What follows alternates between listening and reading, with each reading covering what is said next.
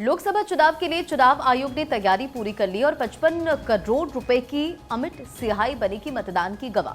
सिहाई की आपूर्ति में 2.2% की बढ़ोतरी और आगामी 19 अप्रैल से देश में लोकसभा चुनाव होने वाले हैं। और देखिए, लोकसभा चुनाव के मद्देनजर पार्टियां पूरी तरह से तैयारियों में जुट गई है। तो ये बड़ी जानकारी आपको देते चले कि 55 करोड़ की सिहाई और सिहाई की आपूर्ति में 2.2% होने वाला है। आगामी 19 अप्रैल को देश में लोकसभा चुनाव है। और चलिए आगे बढ़ रहे हैं, बात होगी केरल की, जहां पर बरसते हुए नजर आए हैं प्रकाश जावड़ेकर। यहां के मतदाताओं को डरा रहे माकपा कांग्रेस, डर का माहौल बनाया जा रहा है। देखिए, केरल में इस बार बीजेपी लगातार जोर शोर से हमला बोलती हुई नजर आ रही है। और इस बीच केरल में बीजेपी चाहती है कि खाता भी खुले और सीट में बढ़ोतरी भी हो। ऐसे में बीजेपी के तमाम दिग्गजों की देखिए अगर बात करते हैं तो तमाम दिग्गज जो हैं वो लगातार पहुंच रहे हैं। और इस बीच प्रकाश जावड़ेकर पहुंचे तो उन्होंने कहा कि डर का माहौल यहां पर बनाया जा रहा है और यहां के मतदाताओं को माकपा और कांग्रेस के लोग डराने का काम कर रहे हैं बीजेपी से। जबकि बीजेपी सरकार का जो काम रहा है उस काम का असर यह है कि लोगों को तमाम जो सरकार की योजनाएं हैं उनका लाभ मिला, लेकिन उस सब के बावजूद भी यहां पर एक डर का माहौल बनाने की कोशिश की जा रही है, जिस बात का जिक्र उनकी ओर से किया गया। केरल में लगातार जोर शोर से आप देखिए बीजेपी के तमाम दिग्गजों की ओर से हमले बोले जा रहे हैं माकपा पर, कांग्रेस पर। और अब आगे बढ़ेंगे, महाराष्ट्र की बात यहां पर हम करेंगे क्योंकि फडणवीस ने बोला है कि बारामती में सुप्रिया सुनेत्रा नहीं बल्कि मोदी राहुल की लड़ाई है। जनता तय करे विकास यात्रा में चलेंगे या विकास विहीन रैली में। तो लगातार जो महाराष्ट्र की सीट का जिक्र बार बार हो रहा था, एक ही परिवार में जो लड़ाई का जिक्र बार बार हो रहा था, जिसमें फडणवीस का कहना है कि बारामती में सुप्रिया सुनेत्रा के बीच में लड़ाई नहीं है बल्कि ये लड़ाई है मोदी और राहुल के बीच में। अब ये जनता को तय करना है कि जनता को विकास चुनना है या विकास विहीन रैली चुनना है। आगे बढ़ते राहुल गांधी, कांग्रेस की सबसे बड़ी समस्या। आचार्य कृष्णम ने कहा कि राजनीति अपनी जगह, लेकिन राष्ट्र और राम के नाम पर समझौता नहीं होगा। बीजेपी से लड़ो, राम से मत लड़ो। देखिए, आचार्य की अगर बात करें तो लंबे समय तक कांग्रेस पार्टी की राजनीति में रहे, कई बार सुर्खियों में आए और इनकी बयानबाजी की वजह से ये काफ़ी ज़्यादा हमने इनको देखा है कि सुर्खियों में आते हैं। लेकिन अब की बार देखिए, राहुल गांधी कांग्रेस की सबसे बड़ी समस्या है, यानी कि सीनियर लीडर की तरफ से कहा गया। और सबसे बड़ी बात कि बीजेपी से लड़ो, लेकिन सबसे बड़ी बात कि राम से मत लड़ो, ये कहते हुए नजर आए। अच्छा, हमें याद है पूजा कि जब एक बड़ी रैली या फिर कह सकते हैं कि प्रधानमंत्री मोदी को आमंत्रण देते हुए नजर आए थे आचार्य प्रमोद कृष्णम, उसके बाद से हम देख रहे हैं कि लगातार इस तरह की बयानबाजी कर रहे हैं। देखिए, बिल्कुल। और सबसे खास बात यह है कि जो कांग्रेस के नेता फिलहाल बीजेपी ज्वाइन करते हुए नजर आ रहे हैं, उनका जो ऑब्जेक्शन है वो इसी बात को लेकर है। जैसे अभी गौरव वल्लभ की बात करें तो उनकी ओर से भी कहा गया कि मैं इस तरह से राम के खिलाफ नहीं बोल सकता। और अब दूसरी तरफ अगर आचार्य प्रमोद कृष्णम की बात करते हैं तो उन्होंने भी जब पार्टी को छोड़ा तो उनकी ओर से यही कहा गया कि आप राम से मत लड़ो, आप बीजेपी से लड़ाई करो लेकिन राम से मत लड़ो। रंजना। बिल्कुल। बढ़ते खबरों में आगे, लॉ एंड ऑर्डर पर सुपरहिट हुआ योगी मॉडल, दूसरे राज्यों में बढ़ा क्रेज, बीजेपी ने बना इसे चुनावी मुद्दा बनाया है। लोकसभा चुनाव 2024 में जमकर छाया योगी मॉडल। अपराधियों के खिलाफ जिस तरह से बुलडोजर एक्शन की जा रही उत्तर प्रदेश में, उसकी चर्चा भी खूब हो रही है। दूसरे राज्य में अपना ये मॉडल जो है वो अपना रहे हैं। लोकसभा चुनाव में बीजेपी ने इसे चुनावी मुद्दा बनाया है। तो देखिए, मुख्यमंत्री योगी आदित्यनाथ हमेशा से माफियाओं, अपराधियों को लेकर बयान देते रहे हैं कि माफिया और अपराधी उत्तर प्रदेश में बख्शे नहीं जाएंगे। और वो कार्रवाई जो है इनके खिलाफ लगातार देखने को भी मिलती है, लगातार ये एक्शन देखने को मिलता है। किस तरह से उत्तर प्रदेश की पुलिस जीरो टॉलरेंस की नीति अपनाते हुए अपराधियों पर शिकंजा कस रही है। और अब ये जिस तरह से बुलडोजर कार्रवाई हो रही है, इसे चुनावी मुद्दा भी बीजेपी बना रही है।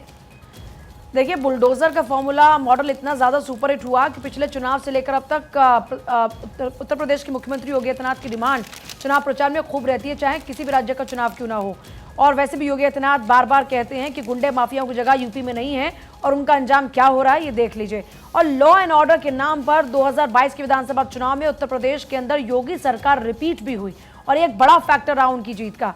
आगे बढ़ते बात होगी कांग्रेस के स्टार प्रचारकों की सूची की। राहुल प्रियंका चुनाव प्रचार करेंगे, खड़गे, सुक्खू, शैलजा कुमारी कुमारी सैलजा जो है वो भी प्रचार करती नजर आएंगी। नाम अलका लांबा का भी है, सलमान खुर्शीद का भी नाम है।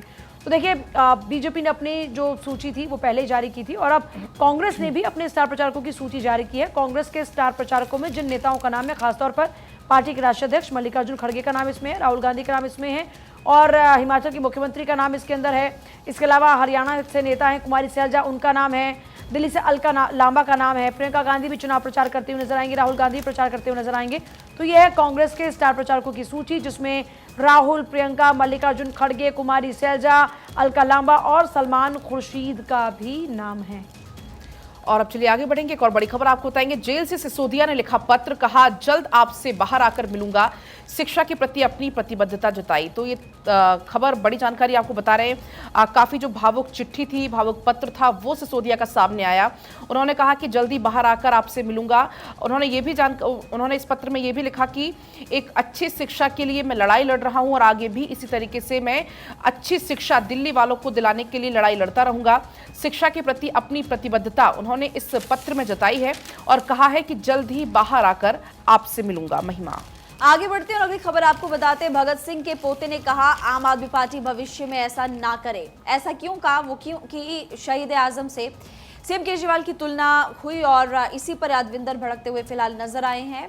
आज दैनिक भास्कर की अगर बात करें तो दिल्ली फ्रंट पेज पर इस खबर को इंपॉर्टेंस दी गई। इससे अरविंद केजरीवाल की तुलना शहीद आजम भगत सिंह से करने को लेकर विवाद लगातार बढ़ता जा रहा है और सीएम केजरीवाल की फोटो भगत सिंह की फोटो के साथ लगाने को लेकर भगत सिंह के पोते यादविंदर सिंह ने वीडियो संदेश जारी कर अपनी प्रतिक्रिया दी और कहा कि ये देखकर उनको और भगत सिंह के प्रेमियों को बहुत बुरा लगा। यादविंदर सिंह ने आम आदमी पार्टी से अपील की कि भविष्य में आप ऐसा ना करें। सीएम केजरीवाल की पत्नी सुनीता केजरीवाल की प्रेस कॉन्फ्रेंस में भी भगत सिंह और बाबा साहेब भीमराव अंबेडकर की तस्वीरों के बीच सीएम केजरीवाल की तस्वीर नजर आई थी, जिसको लेकर विवाद लगातार बढ़ता जा रहा है। आतिशी को चुनाव आयोग का एक तरफ जान नोटिस जवाब मांगा है। शराब घोटाले पर बीजेपी श्वेत पत्र लेकर आएगी। तीसरा घोटाला तो ईडी की जांच के बाद शुरू हुआ। संजय सिंह, जैसे कि हमने आपको पहले भी बताया, और इधर तस्वीर आपको लगातार दिखा रहे हैं जहां पर आप देख सकते हैं कि सुनीता केजरीवाल के पीछे ही आपको बाबा साहब भीमराव अंबेडकर की तस्वीर नजर आएगी, उस साथ भगत सिंह और बीच में आपको दिखाई दे रहे हैं अरविंद केजरीवाल। और इसी को लेकर अब विवाद लगातार बढ़ता जा रहा है और बीजेपी भी इसको लेकर लगातार सवाल खड़े कर रही है कि अंबेडकर का आप अपमान कर रहे हैं। आपने ये कहकर अपना बचाव किया कि केजरीवाल भगत सिंह की तरह ही तानाशाही के खिलाफ लड़ रहे हैं और इसीलिए जेल गए हैं। तो इसी को लेकर अब लगातार हम देख रहे हैं कि प्रतिक्रियाएं सामने आ रही है। बढ़ते खबरों में आगे, दिल्ली हाई कोर्ट ने कहा पत्नी का बार बार घर छोड़कर जाना मानसिक क्रूरता। ये तलाक का आधार पति का आरोप था, 7 मौकों पर छोड़कर गई थी। तो देखिए हाईकोर्ट का इस पर टिप्पणी, पत्नी का बार बार घर छोड़कर जाना मानसिक क्रूरता है। दिल्ली हाईकोर्ट का ये स्टेटमेंट आपको बता रहे, पति का आरोप था कि 7 मौकों पर जो पत्नी है वो घर छोड़कर चली गई थी और ये तलाक का आधार दिल्ली हाईकोर्ट ने कहा। चलिए आगे बढ़ रहे हैं। चीनी हैकर्स के निशाने पर चुनाव, माइक्रोसॉफ्ट ने चेताया एआई का उपयोग करेगा पड़ोसी। देखिए इस बात का जिक्र हो रहा है और अखबारों में भी इस खबर का जिक्र है, क्योंकि देखिए लगातार देख रहे हैं कि जो चीन है वो अलग अलग तरीके से लगातार भारत में हस्तक्षेप करने की कोशिश करता हुआ नजर आता है। और इस बार एआई के इस्तेमाल का जिक्र हो रहा है कि एआई के इस्तेमाल के जरिए वो भारत में जो चुनाव होने जा रहा है 2024 का लोकसभा चुनाव, इसमें हैकर्स का इस्तेमाल कर सकता है। चीनी हैकर्स के निशाने पर इस वक्त चुनाव है और इसे माइक्रोसॉफ्ट ने खुद इस बात को लेकर चेताया है। दरअसल पूजा, इसमें रिपोर्ट में कहा गया है कि चीन सोशल मीडिया के जरिए एआई का उपयोग कर वीडियो ऑडियो संदेश भेजेगा। ये ऐसी सामग्री होंगी जो इन चुनाव में चीन को लाभ पहुंचाएंगी। कंपनी ने कहा कि अभी दर्शकों को लुभाने में ऐसी सामग्री का प्रभाव कम होगा, लेकिन भविष्य में ये और भी ज्यादा प्रभावी हो सकता है। दरअसल 60 से ज्यादा देशों में इस साल चुनाव कराए जाने हैं। 49% आबादी दुनिया इन देशों में रहती है और ऐसे में रूस पर भी कुछ इसी तरीके के आरोप लगे थे। अमेरिका ने रूस पर आरोप लगाया था कि उसने साल 2016 में राष्ट्रपति पद का चुनाव में हस्तक्षेप इसी तरीके से किया था। चुनाव को बाधित करने की आशंका क्यों है, ये दरअसल आपको बता दें माइक्रोसॉफ्ट ने अंदेशा जताया है, क्योंकि चीन ताइवान के राष्ट्रपति चुनाव में पहले भी ऐसा कर चुका है। अच्छा, यही माइक्रोसॉफ्ट ने जो अपनी रिपोर्ट है उसमें कहा है कि चीन ने पहले ही जनवरी में ताइवान के राष्ट्रपति चुनाव में कृत्रिम बुद्धिमत्ता द्वारा संचालित दुष्प्रचार अभियान चलाने का प्रयास किया था। और आगे फिर लिखते हैं, कंपनी ने कहा कि यह पहली बार है कि जब उसने किसी विदेशी चुनाव को प्रभावित करने के लिए किसी राज्य समर्थित संस्था को एआई से बनाई गई सामग्री का उपयोग करते देखा है। माइक्रोसॉफ्ट ने चेतावनी दी कि इस साल चीन के लक्ष्य ताइवान से कहीं आगे निकल सकते हैं। माइक्रोसॉफ्ट ने दावा किया कि चीनी साइबर हमलों ने पिछले 7 महीनों में इस तरह की एक बड़ी तैयारी की है, जिसका जिक्र हो रहा है कि एआई के जरिए जो चीनी हैकर्स हैं वो यहाँ पर भी जो चुनाव है वो इस वक्त निशाने पर है और यहाँ पर भी अपनी तरह से इस तरह के एफर्ट कर सकता है जो वो पहले भी करता रहा है। आगे बढ़ते हैं जी, महिमा। ठीक है, आगे बढ़ते हैं। धार स्थित तबोशाला में आर्कियोलॉजिकल सर्वे ऑफ इंडिया सर्वे पर मुस्लिम पक्ष की तरफ से क्या अपील की गई है। एक और याचिका देखिए यहाँ पर फिलहाल दायर की गई है। पहले भी सुप्रीम कोर्ट इनकार कर चुका है।